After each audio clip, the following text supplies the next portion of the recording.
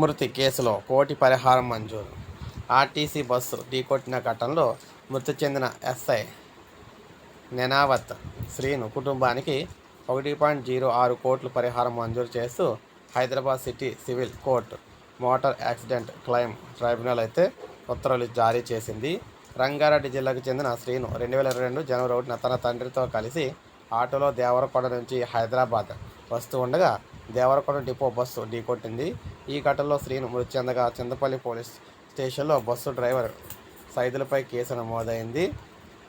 FIR, postmortem నివేదిక, ఇతర సాక్ష్యాలను పరిశీలించిన ట్రైబ్యునల్ డ్రైవర్ నిర్లక్ష్యమే ప్రమాదానికి కారణమని తేల్చింది. మృతుడి వేతనం, భవిష్యత్ అవకాశాలను పరిగణలోకి తీసుకొని 1.06 కోట్లు మంజూరు చేసింది. శ్రీను మరణించిన తర్వాత ఆయన భార్య మరో వివాహం చేసుకున్నారని, పరిహారంలో ఆమెకు ఎలాంటి వాటా ఇవ్వకూడదని పిటిషనర్లు వాదించారు. అయితే విధంతో తిరిగి వివాహం చేసుకున్న నష్టపరిహార హక్కు ఉంటుందని ట్రైబ్యునల్ స్పష్టం చేసింది. మృతుడి తల్లి, భార్యకు సమానంగా 9% వడ్డీతో చెల్లించాలని చెప్పి ఆర్టీసీ అయితే ఆదేశించిందనమాట.